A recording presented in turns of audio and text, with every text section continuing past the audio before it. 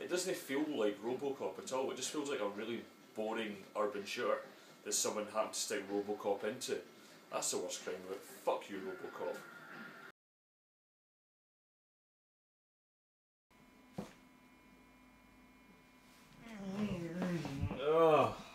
Oh god. Okay. Last night we talked about Robocop on the Xbox. The main gripe, apart from it being boring, was that it didn't feel like Robocop. When I say that, I mean it didn't feel like the first film. It didn't have any of the over-top violence, any of the commentary on American consumer culture. None of that 80s trash, really. And you also had the sense of a city being on the edge. Like, with Robocop you really did feel like the city was on a knife edge, like it could descend into a complete chaos at any given time. The Robocop game just felt like they designed some streets and put some bad guys in them, and that was that. There is a game for the Xbox and the PlayStation 2 that brings all those elements in. It just doesn't happen to have Robocop in them. It's called Urban Chaos Riot Response. So I actually picked up on this game thanks to a Consolvania review years and years and years and years ago. Now, this game was made by Rocksteady. It's one of 3 games made by the studio. You may have heard of the other ones. There's Batman Arkham Asylum and Batman Arkham City. Now it starts off much like Robocop with a kind of news report, but it's actually a news report. There's actual video for a start. This is Lanny York for Channel 7 News. It appears our city is under attack. At 5 this morning, an explosion ripped through Grand Plaza Station.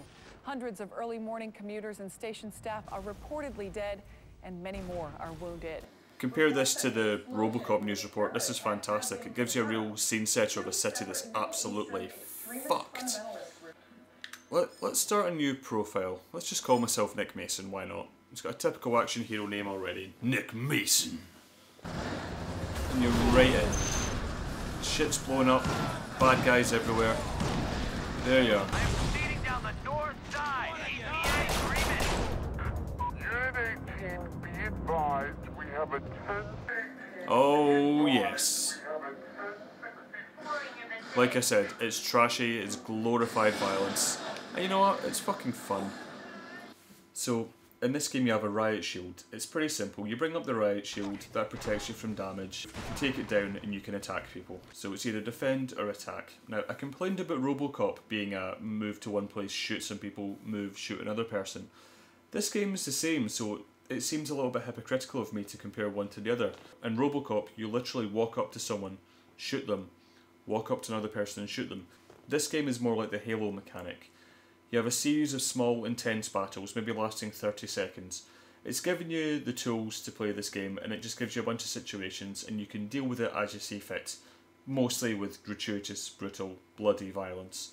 The other thing about this game is it establishes a bunch of fairly short set pieces. They're perfectly paced, and it doesn't take away control for you. It's short enough that you don't get bored. It just heightens the kind of drama, it kind of heightens the tension, and it moves the game along for you.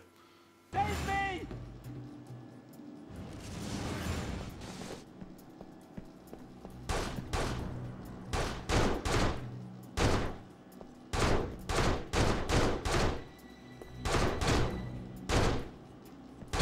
Shoot him down!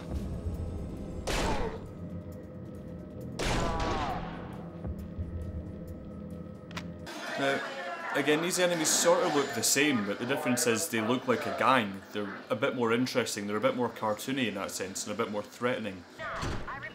It's brutally violent, but you do get the choice. You can incapacitate people. You do get achievements, I think, for not killing everyone. Graphically, this game isn't anything special, but if you compare it to Robocop, at least it creates an atmosphere. The environments are detailed, they're cluttered, they look like a live, living environment, a living city. Robocop just looked like dull. It looked very clean, which was really weird for Robocop. Even the sewers looked ridiculously clean, which for Robocop is just nuts. This looks like a real breathing, fucked city.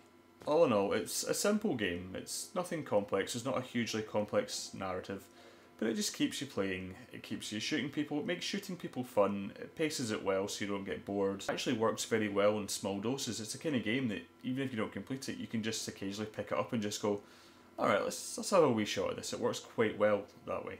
It's pretty cheap to pick up. I'd recommend it. I've never seen anyone take on a hostage situation like that. It's because you haven't met Nick Mason, motherfucker.